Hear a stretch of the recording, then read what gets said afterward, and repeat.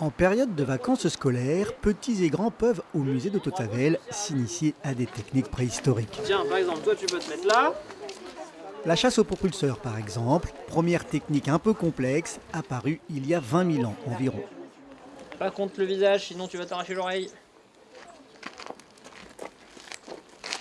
Ouais.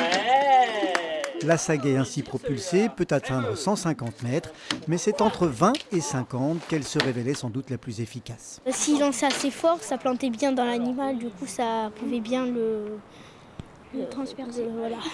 Je crois qu'ils arrivaient à chasser beaucoup avec ça. Ça aurait été déjà à mon niveau, normalement non, mais vu que c'est tir char, à mon avis oui.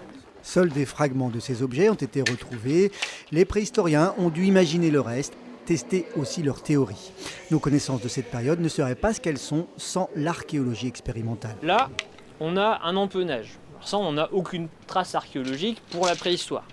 Cependant, c'est une obligation mécanique, en fait. Si vous avez une longue hampe comme ça que vous envoyez avec un propulseur, sans empennage, ça part dans tous les sens. De fabriquer nous-mêmes des outils aujourd'hui, on reproduit les gestes, on se retrouve confronté aux mêmes problématiques que ces personnes.